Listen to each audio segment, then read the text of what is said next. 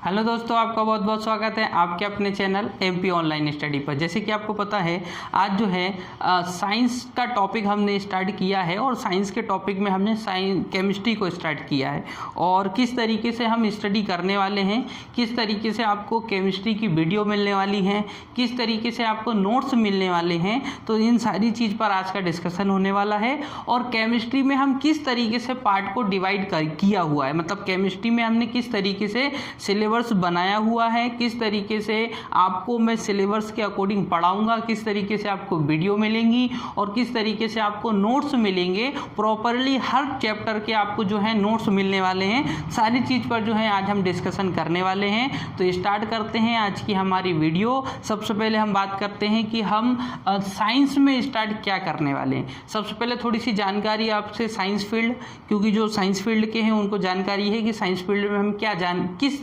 Subject से related जानकारी एकत्रित करते हैं और उसकी स्टडी करते हैं। लेकिन जो साइंस फील्ड के नहीं है उनको थोड़ी सी जानकारी यहाँ पर होनी चाहिए कि साइंस फील्ड में ही आपका केमिस्ट्री आता है। तो किस तरीके से केमिस्ट्री आएगा, पहले तो हम बात करते हैं आज की वीडियो में साइंस की। देखिए, साइंस की बात करें या विज्ञान की बात करें तो ये सबसे इम्पोर्टेंट और सबसे पहला पार्ट रहने वाला है विज्ञान साइंस। लगभग सभी एग्जामों में इससे रिलेटेड टॉपिक आते हैं, साइंस टॉपिक आता है और इससे रिलेटेड डीपली प्रश्न पूछे जाते हैं। तो इस पे स्टडी आज से हमारी स्टार्ट होने वाली है। अब साइंस में हम 3 बैकग्राउंड पढ़ते हैं, या साइंस में आमतौर पर जो है हम 3 सब्जेक्ट पर स्टडी करते हैं। सबसे पहले हम देखते हैं जीव विज्ञान। क्या देखते हैं? जीव विज्ञान। जीव विज्ञान की अगर हम बात करें तो इसको हम इंग्लिश में क्या बोलते हैं? इसको हम इंग्लिश में बोलते हैं बायोलॉजी। क्या बोलते हैं? बायोलॉजी। फिर आता है आपका रसायन विज्ञान। क्या आता है आपका? रसायन विज्ञान। तो रसायन विज्ञान जिसको हम क्या बोलते हैं? केमिस्ट्री। क्या बोलते हैं? केमिस्ट्री। ठीक है, तो केमिस्ट्री में स्टडी करेंगे। और इसके बाद आता है आपका भौतिक विज्ञान। क्या आता है आपका? भौतिक विज्ञान। भौतिक विज्ञान जिसको हम बोलते हैं फिजिक्स। क्या बोलते हैं हम? फिजिक्स। तो इस पर डिस्कशन होगा।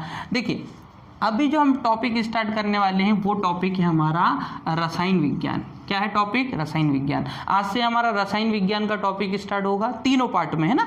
हम तीनों पार्ट डिस्कशन करने वाले हैं। हमारा जीव विज्ञान का भी सिलेबस होगा, रसायन विज्ञान का भी सिलेबस करेंगे और भौतिक विज्ञान का भी करेंगे। लेकिन इन तीनों पार्ट में सबसे पहले मैंने रसायन विज्ञान को ही चुना है। हम पहले इसके बारे में जानकारी लेंगे। उसका कारण ये है कि नॉर्मली जब आप साइंस पढ़ते हैं या कोई भी जब साइंस पढ़ना स्टार्ट करता है तो वो कहाँ से स्टार्ट करता है? बायोलॉजी से स्टार्ट करता है। कहीं ना कहीं आप लोगों को बायोलॉजी का थोड़ा बहुत जो नॉलेज होगा, क्योंकि जब स्टार्टिंग हम करते हैं बायोलॉजी से तो थोड़े इंटरेस्ट के साथ पढ़ते हैं स्टार्टिंग में, तो ये बायोलॉजी वाला पोर्शन लगभग कंप्लीट हो जाता है। लेकिन कहीं ना कहीं केमिस्ट्री या फिजिक्स तक आते आते वो जो इंटरेस्ट होता है वो वीक हो जाता है। तो यहाँ हम नहीं पहुँच पाते हैं। यहाँ तक हम अच्छी स्टडी कर लेते हैं, साइंस में हम केमिस्ट्री तक नहीं पहुँच पाते, क्योंकि टॉपिक जो स्टार्ट किया जाता है साइंस का वो बायोलॉजी से किया जाता है। लेकिन ये कोई ज़रूरी नहीं है कि आप जब साइंस पढ़ रहे हो तो आप बायोलॉजी से ही स्टार्ट करें। आप केमिस्ट्री भी पढ़ सकते हैं स्टार्टिंग में, फिजिक्स भी पढ़ सकते हैं। लेकिन बहुत से बच्चे ऐसे आपको देखने को मिलेंगे जिनका साइंस में जो केमिस्ट्री है वो थोड़ा सा वीक रहता है। हाँ, केमिस्ट्री केवल उसी का स्ट्रॉन्ग हो सकता है जिसको केमिस्ट्री में इंटरेस्ट है।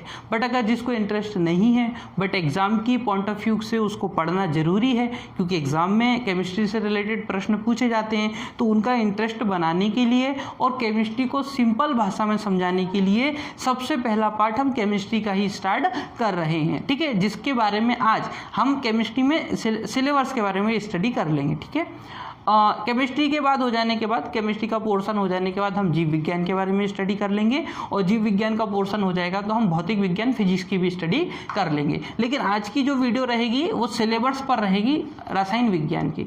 3 टॉपिक है हमारे पास, 3 सब्जेक्ट बोल सकते हैं आप इसको। तीनों सब्जेक्ट में हम रसायन विज्ञान स्टार्ट करेंगे।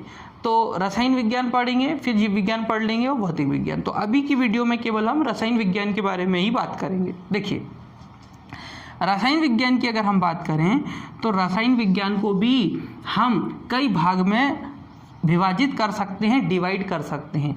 और यहाँ मैं आपको 4 पार्ट में डिवाइड करके बताऊँगा। रसायन विज्ञान को, केमिस्ट्री को। ठीक है, इसकी परिभाषा भी अभी मैं आपको बता दूंगा, और सबसे इम्पोर्टेंट चीज़ आपको इसके नोट्स कहाँ से मिलेंगे। आपको ये पूरा जो भी मैं आपको बता रहा हूँ सब आपको प्रॉपरली सुनना है, किसी भी चीज़ के नोट्स बनाने की ज़रूरत नहीं है, क्योंकि आपको नोट्स मिल जाएंगे। ठीक है, नोट्स आपको एक एक चीज़ के मिलेंगे, जो भी मैं आपको यहाँ पे बताऊँगा उसके नोट्स आपको मिलेंगे। ठीक है, केमिस्ट्री में अगर हम बात करें तो केमिस्ट्री में परिभाषा को पढ़ना, केमिस्ट्री शब्द का अर्थ पढ़ना और केमिस्ट्री की थोड़ी बहुत जानकारी लेना, ये केमिस्ट्री क्या है ये मैं आज आपको बता दूंगा। फिर केमिस्ट्री को हमने 16 अध्याय में बांटा है। केमिस्ट्री की जो पार्ट हैं, मतलब किस तरीके से केमिस्ट्री हमको पढ़ना है, उसको हमने 16 पार्ट में डिवाइड किया है। तो वो 16 पार्ट की जो सिलेबस है केमिस्ट्री का, उसकी पीडीएफ आपको मिल जाएगी, और उनको डिस्कशन भी आज ही हम करेंगे कि कौन कौन से वो पार्ट हैं, किस पार्ट में किससे रिलेटेड क्या पढ़ना है और कितना पढ़ना है, ये हमारी आज की वीडियो में रहेगा। पहले हम बात करते हैं रसायन विज्ञान। रसायन विज्ञान को हम 4 पार्ट में डिवाइड कर सकते हैं, है ना। केमिस्ट्री को हम 4 पार्ट में डिवाइड कर सकते हैं। एक पहला पार्ट आता है आपका भौतिक विज्ञान, भौतिक रसायन। क्या आता है? भौतिक रसायन। भौतिक रसायन को आप बोल सकते हो फिजिकल केमिस्ट्री। कौन सी केमिस्ट्री? फिजिकल केमिस्ट्री आप इसको बोल सकते हो। ठीक है, फिर दूसरा आता है आपका कार्बनिक रसायन। क्या आता है? कार्बनिक रसायन। कार्बनिक रसायन को बोल सकते हो आप ऑर्गेनिक केमिस्ट्री। क्या बोल सकते हो? ऑर्गेनिक केमिस्ट्री बोल सकते हो। फिर उसके बाद आता है आपका तीसरे पार्ट में अकार्बनिक रसायन। अकार्बनिक रसायन। अकार्बनिक रसायन को आप बोल सकते हो इनऑर्गेनिक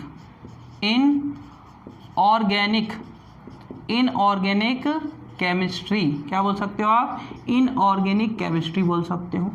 ठीक है, तो लास्ट वाला जो पॉइंट रहेगा वो रह जाता है आपका विविध।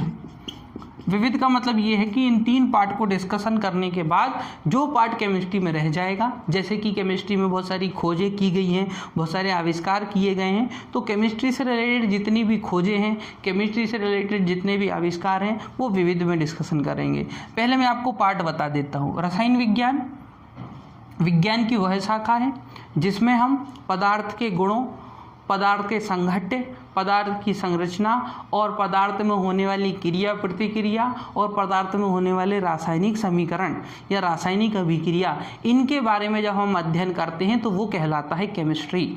अब ये तो हो गई परिभाषा, लेकिन इस परिभाषा को पूरी तरीके से समझाना, ये किस तरीके से मैं समझाऊंगा वो इम्पॉर्टेंट है और आप तक वो बात पहुँचनी चाहिए। तो देखिए केमिस्ट्री में क्या किया जाता है, नॉर्मली किसी भी पदार्थ, जैसे मान लीजिए ये कोई एक पदार्थ है, तो केमिस्ट्री में क्या किया जाता है, किसी भी एक पदार्थ हैं उसके गुण, इसके क्या क्या गुण हैं, इसके क्या क्या कैरेक्टर हैं, इसके बारे में पढ़ना। इसके संघट्य मतलब ये किस चीज़ से मिलके बना है, मतलब इसका संघट्य ये किस चीज़ से मिलके बना है, मतलब क्या कहलाएगा इसका संघट्य। फिर उसकी संरचना, जिस चीज़ से ये मिलके बना है उस चीज़ की संरचना कैसी है उसके बारे में पढ़ना। इसके अंदर होने वाली क्रिया, उसके विपरीत होने वाली प्रतिक्रिया, इसके अंदर होने वाली रासायनिक अभिक्रिया, इन सारी चीज़ों के बारे में पढ़ना ही आपका क्या कहलाता है, केमिस्ट्री कहलाता है। तो केमिस्ट्री को बहुत सिंपल तरीके से हम पढ़ने वाले हैं। किसी भी पदार्थ के गुणों को पढ़ो, उनकी वो किस चीज़ से मिलके बना है, वो जिस चीज़ से मिलके बना है, वो पदार्थ जिस चीज़ से मिलके बना है उस पदार्थ की संरचना कैसी है, स्ट्रक्चर कैसा है, उसके अंदर होने वाली क्रिया कैसी है, प्रतिक्रिया कैसी है, उसमें होने वाली रासायनिक अभिक्रियाएं कैसी हैं, इनके बारे में पढ़ना, इनकी स्टडी करना ही क्या कहलाता है, केमिस्ट्री कहलाता है। ठीक है, केमिस्ट्री को हम आमतौर पे कितने पार्ट में बांट सकते हैं, 4। भौतिक रसायन, फिजिकल केमिस्ट्री, है ना, इसमें केवल फिजिकल चीज़ों के बारे में पढ़ेंगे, जैसे कि ठोस, द्रव, गैस, ये अवस्थाएं बता दी मैंने आपको, फिजिकल, तो इसके बारे में यहाँ पढ़ा जाता है। कार्बनिक रसायन, जिसमें केवल कार्बन की स्टडी की जाती है, या कार्बन से रिलेटेड जितने भी तत्व जितने भी यौगिक होते हैं उनके बारे में हम भौतिक रसायन में पढ़ते हैं। कहाँ पढ़ते हैं? कार्बनिक रसायन में पढ़ते हैं। कार्बनिक रसायन मतलब कार्बन से रिलेटेड जितने भी यौगिक हैं उनकी जब आप स्टडी करोगे ना, कार्बन मतलब C है ना, पूरी केमिस्ट्री में कार्बन इंपॉर्टेंट है। कार्बन जिसका संकेत क्या होता है, C। कार्बन से रिलेटेड किसी भी चीज़ की जब आप स्टडी करेंगे तो वो कार्बनिक रसायन में आता है, जिसको इंग्लिश में बोलते हैं ऑर्गेनिक केमिस्ट्री। फिर आता है अकार्बनिक रसायन, जिसको हम क्या बोलते हैं, इनऑर्गेनिक केमिस्ट्री। और इनऑर्गेनिक केमिस्ट्री की अगर हम बात करें तो इनऑर्गेनिक केमिस्ट्री में अकार्बनिक रसायन मतलब कार्बन से रिलेटेड ये नहीं है। यहाँ पर कार्बन को छोड़कर अन्य जो भी तत्व हैं, जितने भी यौगिक हैं, जितने भी मिश्र धातु हैं, कोई भी धातु है, कोई भी यौगिक है, उनके बारे में पढ़ना अकार्बनिक रसायन कहलाता है, जिसमें कार्बन का संबंध ना हो। और इन तीनों टॉपिक को जब हम पढ़ेंगे और इसके बाद कोई टॉपिक अगर हमारा रह जाता है तो उसके बाद हम यहाँ पर डिस्कशन कर लेंगे, उसको विविध में डिस्कशन कर लेंगे। ठीक है, तो केमिस्ट्री की 3 शाखाएं तो फिर भी आप याद रखें, तो विविध मैंने किस लिए रखा है, इसलिए रखा है क्योंकि आप जो केमिस्ट्री में जितनी खोजें की गई हैं, जितने आविष्कार किए गए हैं, वो हम यहाँ पे पढ़ेंगे, या उसके लिए विविध एक टॉपिक रहता है। लेकिन केमिस्ट्री को आप इस तरीके से याद रखें कि इसमें भौतिक रसायन होता है, कार्बनिक रसायन होता है, अकार्बनिक रसायन होता है और विविध होता है। भौतिक रसायन को बोलते हैं फिजिकल केमिस्ट्री, कार्बनिक रसायन को बोलते हैं ऑर्गेनिक केमिस्ट्री, अकार्बनिक रसायन को बोलते हैं इनऑर्गेनिक केमिस्ट्री, विविध। ठीक है, तो केमिस्ट्री वाला पोर्शन स्टार्ट होगा। सबसे पहले ये तो मैंने आपको बेसिक बता दिया कि विज्ञान में अगर हम बात करें तो जीव विज्ञान पढ़ते हैं, हम रसायन विज्ञान पढ़ते हैं और भौतिक विज्ञान पढ़ते हैं, ये सब्जेक्ट हैं। इसमें जीव विज्ञान मतलब बायोलॉजी, लॉजी का मतलब ही क्या होता है, अध्ययन करना। तो बायोलॉजी, और बायोलॉजी मतलब जीवों का अध्ययन करना, जीवों का अध्ययन किया जाता है, जीव जंतु पेड़ पौधे, एनिमल्स और प्लांट्स का अध्ययन यहाँ किया जाता है। जब हम बायोलॉजी पढ़ेंगे एक एक चीज़ मैं आपको बताऊँगा। ठीक है, तो वो रसायन विज्ञान, केमिकल है ना, केमिकल पदार्थ, गुण, उनके गुण पढ़ना, उनके संघट्य पढ़ना है ना, किस तरीके के उनके अंदर कैरेक्टर पाए जाते हैं, भौतिक गुण हो या रासायनिक गुण हो, दोनों गुण वो भौतिक रसायन इसमें पढ़ते हैं। भौतिक इसमें तो हम गति के बारे में पढ़ते हैं, गुरुत्वाकर्षण के बारे में पढ़ते हैं, बल के बारे में पढ़ते हैं, संवेग के बारे में, त्वरण के बारे में, स्पीड के बारे में, है ना, किसी की वस्तु के आकार के बारे में, आयतन के बारे में, वॉल्यूम के बारे में, मास के बारे में, ये सारी चीज़ें कहाँ पढ़ी जाती हैं, ये फिजिक्स में पढ़ी जाती है ना, फिजिक्स विज्ञान में पढ़ते हैं। तो ये जब टॉपिक स्टार्ट होगा वहाँ डिस्कशन करेंगे। आज का हमारा टॉपिक रहेगा रसायन विज्ञान, और रसायन विज्ञान की शाखाएं मैं आपको बता चुका हूँ। अब हम रसायन विज्ञान की परिभाषा देख लेते हैं, फिर रसायन विज्ञान के जो अध्याय हैं, रसायन विज्ञान के जो अध्याय मैंने डिवाइड किए हुए हैं 16 अध्याय, तो हम 16 अध्याय पर डिस्कशन करेंगे, क्योंकि 16 अध्याय के आपको नोट्स भी मिलेंगे। 16 अध्याय के नोट्स आपको कहाँ से मिलेंगे वो भी मैं आपको बता देता हूँ। सबसे पहले देखिए हम क्या क्या पढ़ने वाले हैं। अभी मैं आपको सबसे पहले परिभाषा बताऊंगा, परिभाषा के बाद मैं अध्याय बता दूंगा आपको, जो जितने 16 अध्याय हैं उनके बारे में डिस्कशन करेंगे, और उसके बाद मैं आपको बता दूंगा कि आप PDF भी इसकी प्राप्त कर सकते हैं। तो सबसे पहले हम बात करते हैं केमिस्ट्री, रसायन की अपन क्या पढ़ लेते हैं, पहले परिभाषा।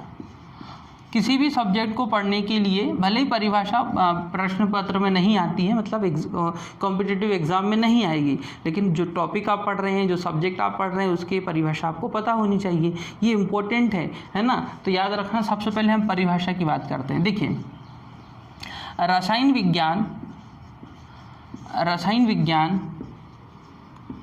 विज्ञान की वह शाखा है, विज्ञान की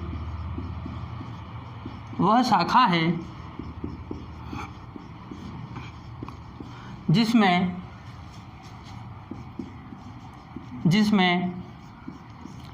पदार्थों के गुण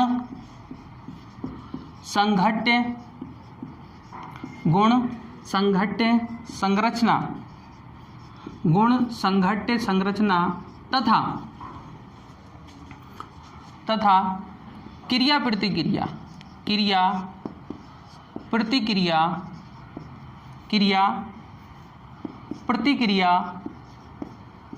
और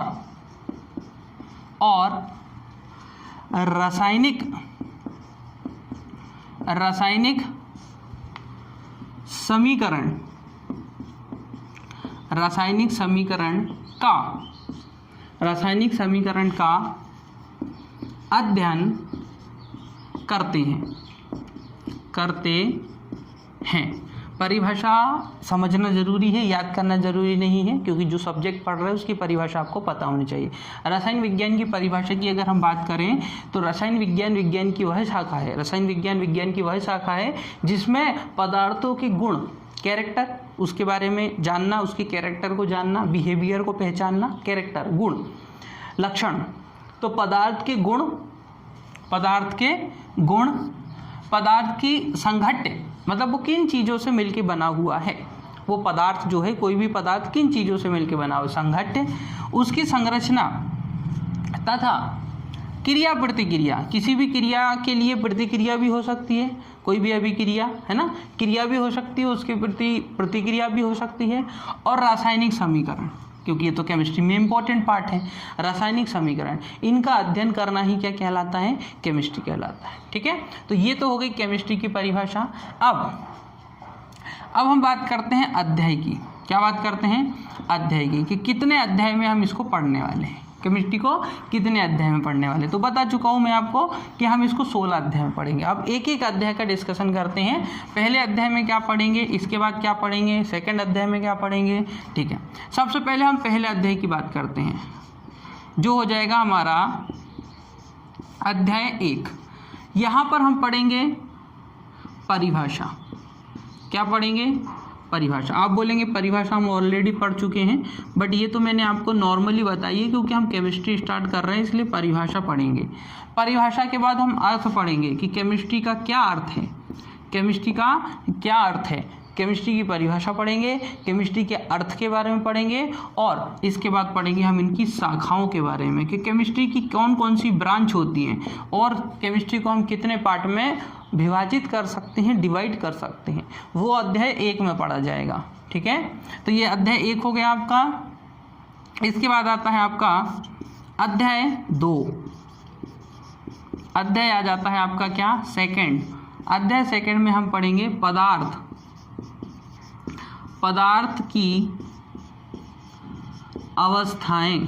क्या पढ़ेंगे, पदार्थ की अवस्थाएं। देखिए ये इम्पोर्टेंट है, क्योंकि चाहे आप साइंस में कोई भी पार्ट स्टार्ट कर दीजिए, आप जीव विज्ञान स्टार्ट कीजिए, या आप रसायन विज्ञान को स्टार्ट कीजिए, या भौतिक विज्ञान को स्टार्ट कीजिए, वहाँ पदार्थ की अवस्थाओं की जानकारी आपके पास होनी चाहिए। आप भी जानते हैं कि पदार्थ की कितनी अवस्थाएं होती हैं, किसी भी पदार्थ की 3 अवस्थाएं होती हैं। एक ठोस अवस्था हो सकती है, एक द्रव्य अवस्था हो सकती है, और एक गैस अवस्था हो सकती है। तो किसी भी पदार्थ की कितनी अवस्था हो सकती हैं, किसी भी पदार्थ की कितनी अवस्था हो सकती हैं, 3 अवस्थाएं हो सकती हैं।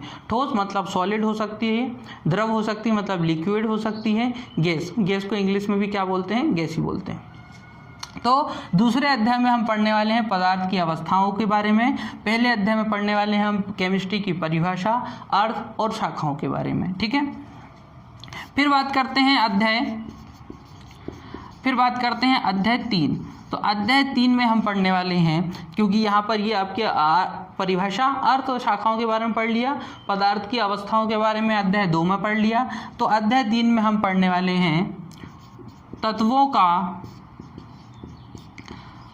आवर्तीय सारणी। तत्वों की आवर्तीय सारणी। देखिए तत्वों की आवर्तीय सारणी, तत्वों की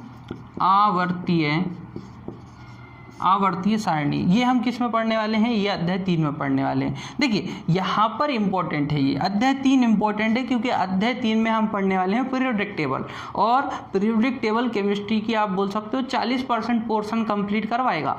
अगर आपको पीरियोडिक टेबल आती है तो समझ जाइए कि केमिस्ट्री का 40% पोर्शन आपने कंप्लीट कर लिया है, बस उसको पढ़ना बाकी रह गया है। ठीक है, तो तत्वों को, तत्व मतलब एलिमेंट, 118 तत्व आपको आवर्त सारणी में देखने को मिलते हैं। तत्व अलग अलग कैटेगरी के होते हैं, ठोस होते हैं, द्रव होते हैं, गैस होते हैं, कुछ धातु होते हैं, कुछ अधातु होते हैं, कुछ उपधातु होते हैं। सारे टर्म जो मैं आपको बोल रहा हूँ इस पर भी मैं आपको बताऊंगा कि इनका अर्थ क्या होता है, लेकिन अभी केवल आप सुनिए, ध्यानपूर्वक सुनिए कि मैं आपको सिलेबस बता रहा हूँ। तत्वों की आवर्त सारणी। अब ये आवर्त सारणी को हम किस तरीके से पढ़ेंगे, तो आवर्त सारणी को मैं 2 तरीके से आपको पढ़ाने वाला हूँ, है ना, और तीसरा पार्ट तो अपने आप इसमें कंप्लीट हो जाएगा। तत्वों की आवर्त सारणी में सबसे पहले हम पढ़ेंगे आवर्त सारणी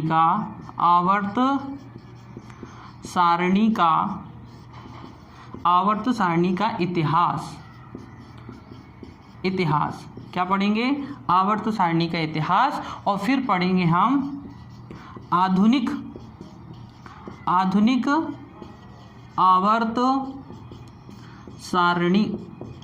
आवर्त सारणी। देखिए अगर आपने आवर्त सारणी का इतिहास पढ़ लिया तो आपको क्या जानकारी मिल जाएगी, आपको ये जानकारी मिल जाएगी कि किस तरीके से तत्वों की खोज की गई, किस तरीके से उनको पीरियोडिक टेबल में जमाया गया। धीरे धीरे आवर्त सारणी बड़ी होती गई और वर्तमान में जो आवर्त सारणी है वो क्या कहलाती है, आधुनिक आवर्त सारणी। तो स्टार्टिंग से लेकर तो आधुनिक आवर्त सारणी तक हम आएंगे तो वो क्या हो जाएगा, आवर्त सारणी का इतिहास हो जाएगा।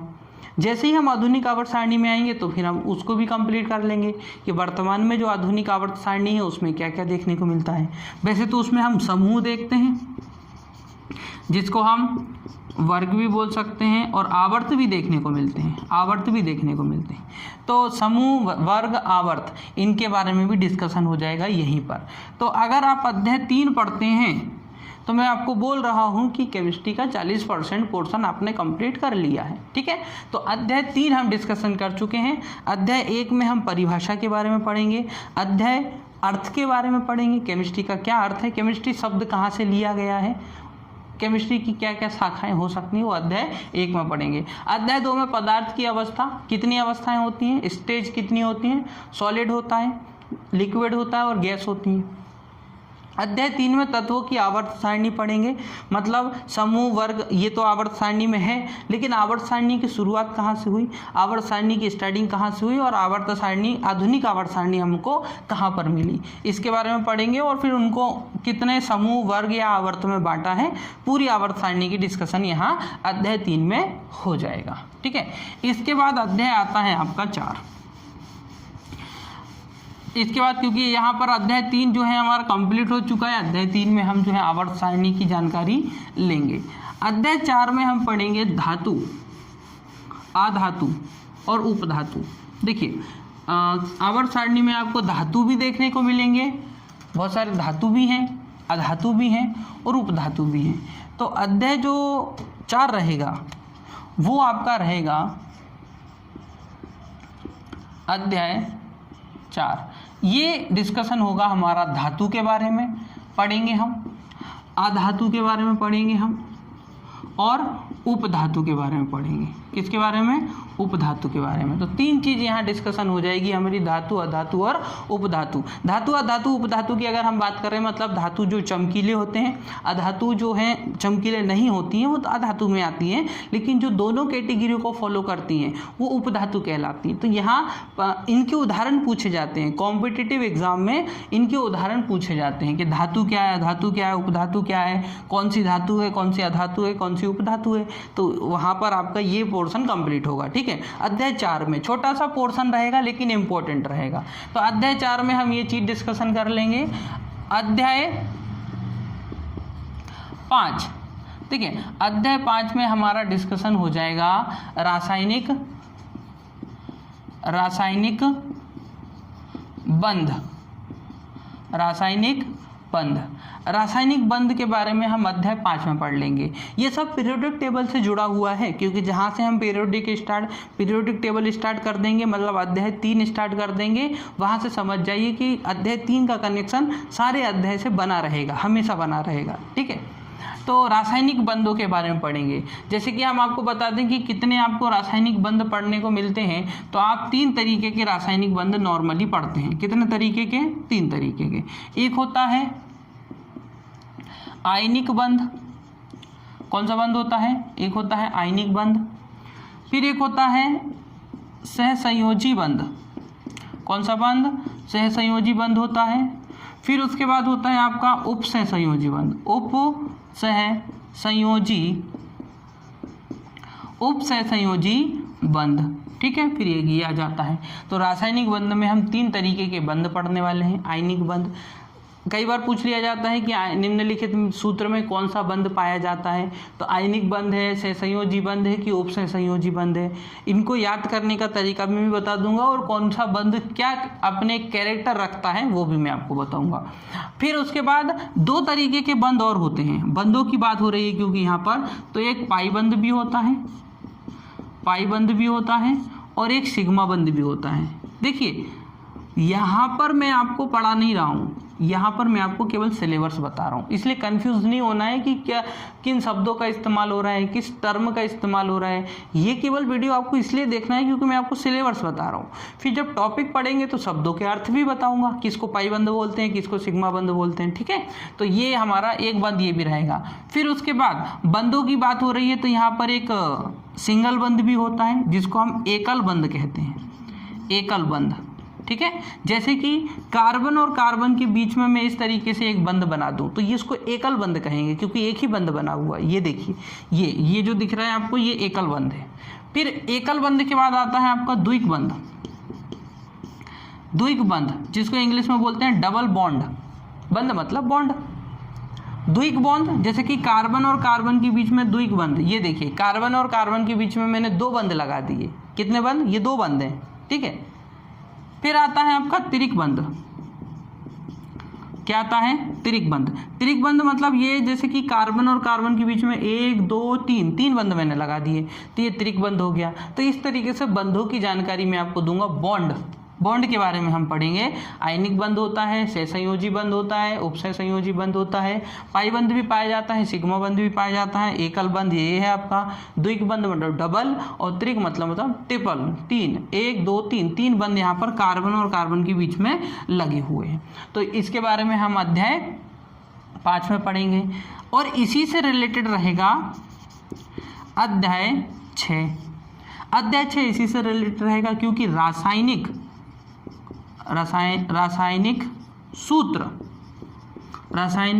सूत्र, उनके नाम और उनकी संरचना के बारे में डिस्कशन होगा, जो कि इम्पोर्टेंट है। सूत्र पूछे जाते हैं, आपको भी पता है कि रासायनिक सूत्र आपको पता होने चाहिए, उनके नाम आपको पता होने चाहिए, और वो किस तरीके से स्ट्रक्चर बनाते हैं वो भी पता होना चाहिए। ये दोनों चीज़ अगर आप पढ़ लेंगे तो संरचना मतलब स्ट्रक्चर तो आप ही उसको कंप्लीट कर सकते हैं। रासायनिक सूत्र के बारे में पढ़ना है, मतलब केमिकल फॉर्मूले, नेम्स वगैरह, अलग अलग तरीके के नाम होते हैं, साधारण नाम भी होते हैं, IUPAC नाम भी होते हैं। ज़्यादातर तो साधारण नाम पूछे जाते हैं क्योंकि उनका सूत्र से कोई संबंध नहीं होता है, इसलिए उनको याद करना कठिन होता है और वही प्रश्न में पूछा जाता है। तो यहाँ पर हम रासायनिक सूत्र में आपको एग्जाम्पल बता देता हूँ। जैसे कि हमने पढ़ा H2SO4, तो ये तो क्या हो गया? ये तो हो गया सूत्र। इसका नाम क्या है? सल्फ्यूरिक अम्ल। और इसका स्ट्रक्चर क्या है? इसका स्ट्रक्चर हम बनाएंगे तो इसका स्ट्रक्चर भी बन जाएगा, ठीक है। तो इस तरीके से हम 3 चीज़ पढ़ेंगे। किसी भी फॉर्मूले का रासायनिक सूत्र, जैसे कि ये फॉर्मूला है H2SO4, इसका नाम सल्फ्यूरिक अम्ल है ना, और इसकी संरचना के बारे में पढ़ना है। तो ये अध्याय 6 में किया जाएगा। लेकिन जब ये रासायनिक बंध कंप्लीट हो जाएगा तभी तो आप ये पढ़ पाएंगे। और मैंने टॉपिक जो आपके 16 अध्याय बनाए हुए हैं वो इस तरीके से अरेंज किए हैं कि एक भी टॉपिक आपको मिस नहीं करना है। कोई भी टॉपिक आप मिस कर देंगे तो वो टॉपिक आपका अगला टॉपिक समझ में नहीं आएगा, ठीक है ना। क्योंकि ये टॉपिक पढ़ेंगे जब अध्याय 5 पढ़ने के बाद ही अध्याय 6 को पढ़ा जा सकता है। लेकिन अध्याय 5 पढ़ने के पहले अध्याय 4 पढ़ना जरूरी है, और अध्याय 4 पढ़ने के पहले अध्याय 3 पढ़ना जरूरी है, क्योंकि वहाँ से पीरियोडिक टेबल स्टार्ट हो जाती है, ठीक है। तो ये हो जाएगा आपका अध्याय 6, जिसमें रासायनिक सूत्र, नाम और संरचनाओं के बारे में डिस्कशन होगा। फिर इसके बाद अध्याय 7 क्या आ जाता है आपका आ जाता है अध्याय 7। तो अध्याय 7 में अगर आप देखेंगे तो अध्याय 7 में हमारा जो डिस्कशन होने वाला है खास तौर पे वो है अम्ल, क्षार और लवण। देखिए, अम्ल, क्षार और लवण के बारे में पढ़ेंगे। अम्ल, क्षार और लवण, इसके बारे में अध्याय 7 में पढ़ने वाले हैं, ठीक है। अम्ल के बारे में पढ़ने वाले हैं, क्षार के बारे में पढ़ने वाले हैं, और किसके बारे में पढ़ने वाले हैं? लवण के बारे में पढ़ने वाले हैं। तो ये सारा हमारा अध्याय किसमें होने वाला है? ये सब हम पढ़ने वाले हैं अध्याय 7 में। तो यहाँ तक आपको याद रखना है कि ये अपना अध्याय 7 तक कंप्लीट हो गया। अम्ल, क्षार और लवण मतलब एसिड, बेस और सॉल्ट, है ना। एसिड, बेस और सॉल्ट, इसके बारे में हमारा अध्याय 7 रहने वाला है। तो अध्याय 7 में जो है इससे रिलेटेड स्टडी होगी हमारी। फिर इसके बाद अगर आप देखेंगे तो इसके बाद अणु और परमाणु, ये भी रहेगा आपका एक अध्याय। अणु और परमाणु अध्याय की अगर हम बात करें तो ये आपका अध्याय हो जाएगा 8वां। अध्याय की अगर हम बात करें तो 8वां अध्याय जो हो जाएगा वो हो जाएगा अणु और परमाणु, अणु और परमाणु। अणु परमाणु में परमाणु वाला जो पोर्शन है थोड़ा सा लेंदी पोर्शन है, इसको थोड़ा सा हम अलग से देख लेते हैं। तो ये आपको याद रखना है कि अध्याय 4 धातु अधातु उपधातु पढ़ेंगे। फिर अणु परमाणु के बारे में हम आगे भी पढ़ सकते हैं, ज़रूरी नहीं है कि अणु परमाणु आप अध्याय 8 में ही पढ़ें, इसको हम पहले भी कंप्लीट कर सकते हैं, यहाँ पर भी पढ़ सकते हैं। धातु अधातु उपधातु के बाद भी हम अणु परमाणु को पढ़ सकते हैं। लेकिन आप याद रखें कि अणु परमाणु जो है 8वां रहने वाला है, अणु और परमाणु।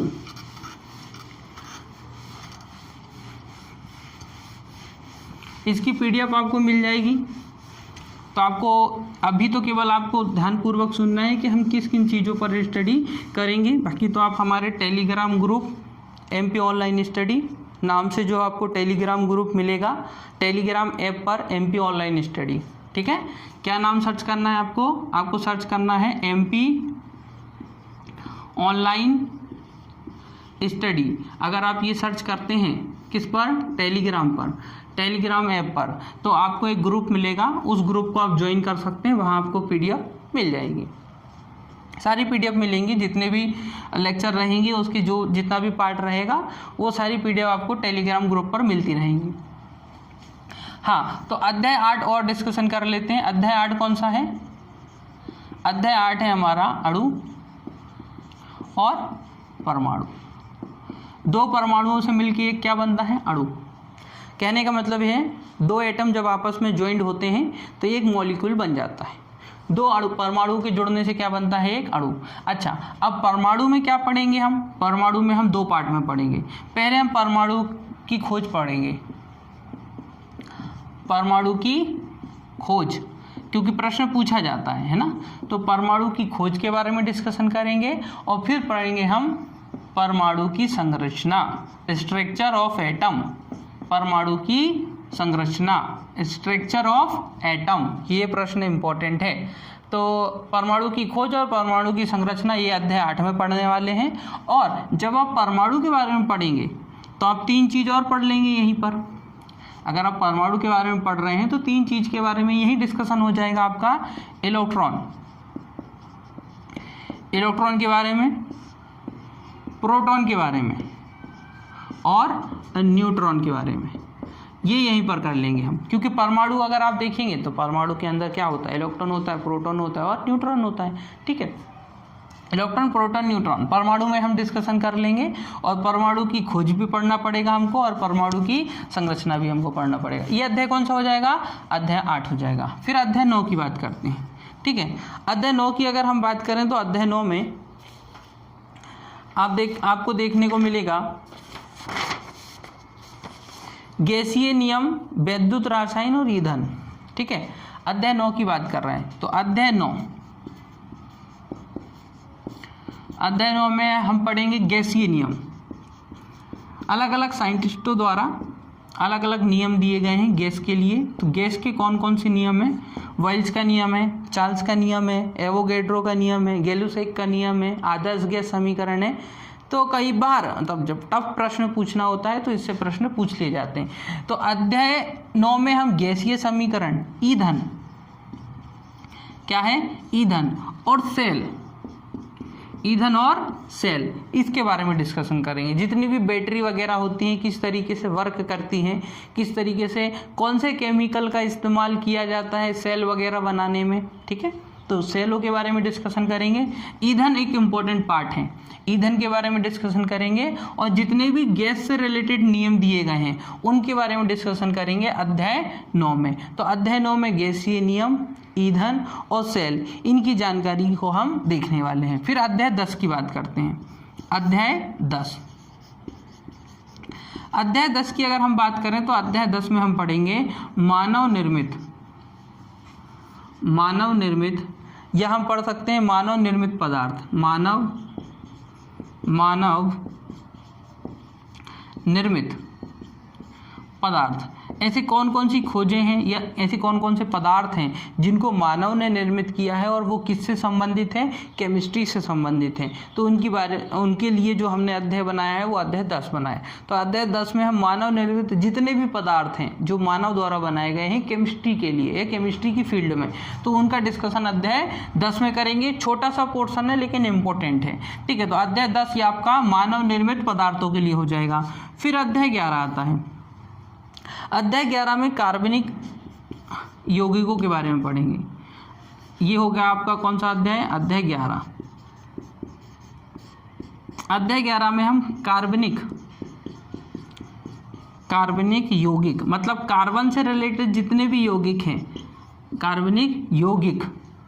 कार्बन से रिलेटेड जितने भी यौगिक हैं उनकी स्टडी अध्याय 11 में की जाएगी। तो अध्याय 11 में कार्बन से रिलेटेड है ना, यहाँ क्या याद रखना है आपको, कार्बन मतलब C, इससे संबंधित जितने भी यौगिक होंगे, कार्बन के जितने यौगिक हैं उनका क्या इस्तेमाल किया जाता है, क्या यूज़ है, उपयोग कहाँ कहाँ किया जाता है, इसके बारे में पढ़ना जरूरी है। जिस तरीके से पीरियोडिक टेबल मतलब अध्याय 3 इम्पोर्टेंट है, उसी तरीके से अध्याय 11 भी इम्पोर्टेंट है, क्योंकि यहाँ तो हम कार्बनिक यौगिकों की जानकारी लेने वाले हैं, कार्बन के बारे में डिस्कशन करने वाले हैं और उनसे रिलेटेड जो यौगिक हैं जैसे कि CH4 ये एक कार्बनिक यौगिक है, इसके बारे में पढ़ेंगे। अध्याय 12 की बात करते हैं। अध्याय 12 की अगर हम बात करें तो अध्याय 12 में हम पढ़ने वाले हैं हाइड्रोकार्बन। क्या पढ़ने वाले हैं, हाइड्रोकार्बन मतलब हाइड्रोजन और कार्बन। क्या रहने वाला है इसमें मेन पार्ट, इसमें मेन पार्ट रहेगा आपका हाइड्रोजन और कार्बन। हाइड्रोकार्बन मतलब आप इसमें हाइड्रोजन की भी जानकारी लेंगे और आप इसमें कार्बन की भी जानकारी लेंगे। मतलब हाइड्रोजन और कार्बन से रिलेटेड जितने भी यौगिक वगैरह होते हैं उनकी जानकारी हम अध्याय 12 में लेने वाले हैं, ठीक है। जहाँ तक हम पीरियोडिक टेबल जब कंप्लीट कर लेंगे तो लगभग आपको सारे टॉपिक तो नॉर्मली बेसिक लगने लग जाएंगे या बहुत ज़्यादा आपको लेंथी नहीं पड़ेगा, इतना आपको हार्ड नहीं होगा, थोड़ा सा आपको इजी लगने लग जाएंगे, क्योंकि पीरियोडिक टेबल आपका पूरा बेसिक बना देती हैं केमिस्ट्री का, ठीक है। तो हाइड्रोकार्बन ये एक अध्याय बनाया है हमने और अध्याय 12।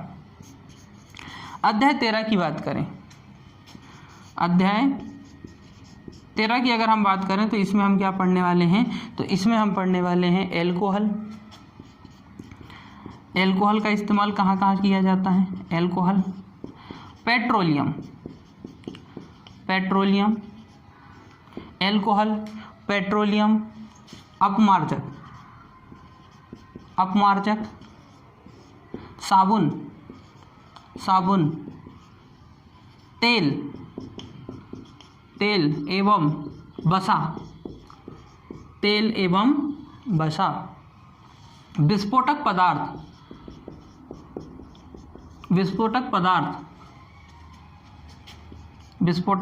पदार्थ, औषधि जो कि केमिकल के इस्तेमाल करके बनाई जाती हैं, औषधि, इनके बारे में डिस्कशन होगा अध्याय 13 में।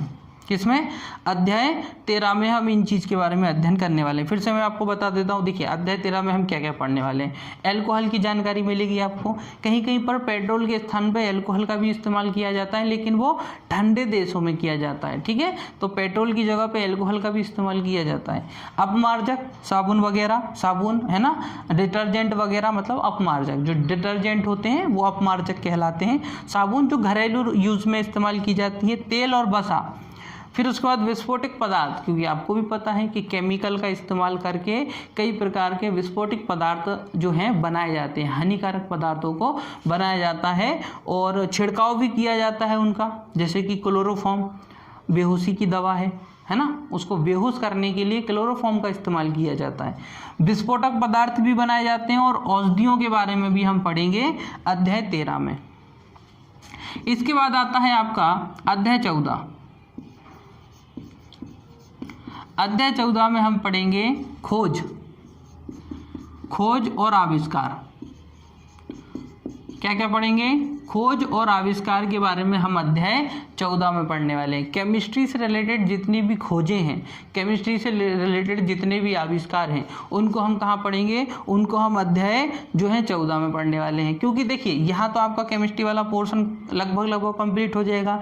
ये आपको जरूर लग रहा है कि 16 अध्याय हैं, लेकिन जब हम इन 16 अध्यायों को पढ़ेंगे तो पूरा डीप में हम इसको लेके जाने वाले हैं, और जितना लेंदी हो सकता है और जितना ज़्यादा आपको लार्ज नॉलेज मिल सकता है, ताकि आपका कोई भी एग्जाम हो वहाँ केमिस्ट्री से रिलेटेड आपका कोई भी टॉपिक ना छूटे।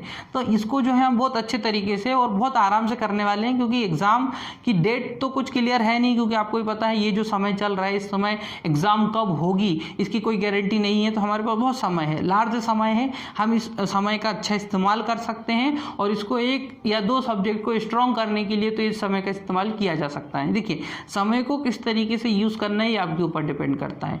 आप चाहें तो इसको कर्फ्यू या महामारी, कोरोना, इस तरीके से वेस्ट कर सकते हैं, और अगर आप चाहें तो इस समय का इस्तेमाल आप इस तरीके से कर सकते हैं कि आपको यूज़ मिले उसका। जब कर्फ्यू खुल जाएगा, नॉर्मली सामान्य ज़िंदगी जब हो जाएगी, तो उस समय आप किस तरीके से इस समय को इस्तेमाल में ला सकते हैं, या इस समय में जो आपने किया वर्क वो आपको बेनिफिट देगा। अगर आप 2 सब्जेक्ट पढ़ लेते हैं, आपके वीक सब्जेक्ट आप पढ़ लेते हैं, साइंस किसी का वीक है, केमिस्ट्री किसी का वीक है, वो यहाँ अगर पढ़ लेते हैं तो उनके लिए एक स्ट्रॉन्ग बेनिफिट मिलेगा, है ना, आने वाली एग्जामों में। ठीक है, तो समय का उपयोग करें, और जैसा जैसा मैं आपको बताता जा रहा हूँ वैसे वैसे आप पढ़ते चलिए। केमिस्ट्री आपके लिए बहुत आसान होने वाली है, ये मैं आपको बोल रहा हूँ, और हम इसको बहुत आसान तरीके से पढ़ने वाले हैं। ठीक है, फिर अध्याय 15 में हम पढ़ने वाले हैं मिश्र धातु। क्या पढ़ने वाले हैं? मिश्र धातु। मिश्र धातु की डिस्कशन जो हम करेंगे वो करेंगे अध्याय 15 में। मतलब मिश्र धातु जो हमारे घर के नॉर्मल बर्तन होते हैं ना, वो मिश्र धातुओं से मिलके बने, कई धातुओं से मिलके बनाया गया है उनको। जैसे कि कॉपर हो गया, तांबा हो गया, एल्यूमिनियम हो गया, पीतल हो गया, जिंक हो गया, कोबाल्ट हो गया। इनको आपस में क्या किया जाता है? मिलाया जाता है, और इनको मिक्स करने के बाद एक नया प्रोडक्ट बनता है, एक नई चीज़ बनती है, वो कहलाती है मिश्र धातु। तो उनके बारे में अध्याय 15 में किया जाएगी स्टडी। तो उसके लिए एक अलग मैंने टॉपिक बनाया। क्यों? क्योंकि इससे रिलेटेड प्रश्न पूछे जाते हैं। फिर आता है आपका अध्याय 16, और इसमें हमने टॉपिक रखा है विविध। अध्याय 16 में क्या रखा है हमने? विविध। ये जो अध्याय 16 है इसमें हमने क्या देखा है? इसमें हमने विविध के बारे में जानकारी दी है। मतलब इतना पढ़ने के बाद, केमिस्ट्री में 15 अध्याय कंप्लीट करने के बाद अगर कोई टॉपिक रह जाता है तो उस टॉपिक को हम कहाँ कंप्लीट कर लेंगे? विविध में। अगर कोई टॉपिक नहीं रह जाता है तो हम यहाँ MCQ कर लेंगे, ऑब्जेक्टिव टाइप क्वेश्चन कर लेंगे। तो यहाँ पर आपको ये बेनिफिट मिल जाएगा। और यहाँ पर अब मैं आपको बता देता हूँ कि किस तरीके से आपको, बाकी सारी चीज़ें तो आप पढ़ ही रहे हैं, आपको सिलेबस में आपको बता चुका हूँ, हम इसको किस तरीके से और आसान करेंगे ताकि आपको केमिस्ट्री आसानी से समझ में आए। तो हम यहाँ पर ये करने वाले हैं कि पार्ट तो मैं आपको बता चुका हूँ कि हम किस तरीके से पढ़ेंगे और क्या क्या पढ़ेंगे, उसी के साथ मैं आपको बता देता हूँ कि इसमें हम और आपके लिए क्या इजी बना सकते हैं। देखिए, पहला काम आपका ये है कि जो साइंस में वीक स्टूडेंट हैं या जो केमिस्ट्री में वीक स्टूडेंट हैं या जिनको थोड़ा सा प्रॉब्लम होता है केमिस्ट्री में, उन तक इस वीडियो को पहुंचाना आपका काम बनता है। ठीक है, क्योंकि टॉपिक स्टार्ट कर देंगे हम तो वहाँ से ज्वाइन करना, चैनल को सब्सक्राइब करना, और वीडियो अगर आपको अच्छी लगे तो लाइक करना, ये आपका काम बनता है। लेकिन अब मैं आपके लिए क्या क्या कर सकता हूँ वो समझिए। सबसे पहले तो मैं आपको इसमें जितने भी आपके लेक्चर रहेंगे, कितने अध्याय रहेंगे आपके? 16 अध्याय, है ना। कितने अध्याय रहेंगे मैं आपको बता देता हूँ कि अध्याय कितने रहने वाले हैं। देखिए, इसकी PDF आपको मिल जाएगी, है ना। तो अभी आपने जैसे कि पूरी वीडियो कंप्लीट की हुई है तो आपको PDF मिल जाएगी। टेलीग्राम से आप PDF निकाल सकते हैं। देखिए, अध्याय कितने बताए मैंने आपको? अध्याय मैंने आपको बताया 16। कितने बताए? 16 अध्याय जब हम करेंगे तो इसके आपको मिलेंगे नोट्स। पहला पॉइंट क्या मिलेंगे? नोट्स। दूसरा पॉइंट, इसका करेंगे अपन रिवीजन, है ना। जितना भी रहेगा रिवाइज होगा, रिवीजन करने वाले हैं, रिवीजन फॉर्म में हम पढ़ने वाले हैं। स्टडी जो होगी वो रिवीजन फॉर्म में होगी ताकि आपको कोई डाउट ना रहे। जैसे कि हम आज अगर हमने एक अध्याय पढ़ा तो कल हम उसको पहले रिवाइज करेंगे, फिर सेकंड अध्याय उसी दिन स्टार्ट कर देंगे। तो रिवीजन वाला फॉर्मूला भी चलने वाला है। और साथ ही साथ इसमें जो इम्पोर्टेंट रहेगा टेस्ट। क्या रहेगा? टेस्ट। जितना बेनिफिट जितना हो सकता है उतना मैं आपको टेस्ट भी लाऊंगा। जैसे कि आज अगर आपने कोई टॉपिक कंप्लीट किया तो हो सकता है तो उस पर ऑनलाइन वगैरह मैं आपको टेस्ट भी प्रोवाइड करवा दूंगा, तो टेस्ट भी हम इसमें कर लेंगे। तो देखिए आपको तीन बेनिफिट यहाँ पे मिलने वाले हैं। पहला तो आपको लेक्चर मिलेंगे वो 18 पूरे टोटल 16 चैप्टर पे, ठीक है, लेक्चर मिल जाएंगे आपको। नोट्स आपको बनाना नहीं है क्योंकि नोट्स भी आपको मिल जाएंगे, ठीक है। और नोट्स आपको प्रॉपर मिलेंगे ना, नोट्स आपको प्रॉपर मिलेंगे, जो अध्याय में जैसे पढ़ा रहा हूँ सीक्वेंस से आपको प्रॉपर मिलते जाएंगे। हाँ, लेकिन जब तक वो टॉपिक कंप्लीट नहीं होता तब तक आपको नोट्स नहीं मिलेंगे। टॉपिक कंप्लीट हो जाएगा तो मैं आपके वो जो नोट्स रहेंगे उसकी पीडीएफ बना के मैं टेलीग्राम ऐप जो है, टेलीग्राम ग्रुप जो है MP ऑनलाइन स्टडी, उस पर डाल दूंगा। रिवीजन रहेगा इंपॉर्टेंट, क्या रहेगा, रिवीजन, क्योंकि रिवीजन साइंस में इंपॉर्टेंट है। और जब मैं आपका कोई भी लेक्चर कंप्लीट कर दूंगा उसके नोट्स आपको मिल जाएंगे, उसका रिवीजन हो जाएगा, तो आपको एक छोटा सा उसका टेस्ट भी मिलता रहेगा, ठीक है, टेस्ट भी आपको मिलता रहेगा। और जैसे जैसे आप टेस्ट भी देते रहेंगे तो सब्जेक्ट आपका स्ट्रांग होता रहेगा। तो ये सारी चीज़ें आपको केमिस्ट्री में मिलने वाली है या साइंस में आपको मिलने वाली है। अब काम क्या है आपका काम ये है कि लेक्चर पूरा कंप्लीट करें।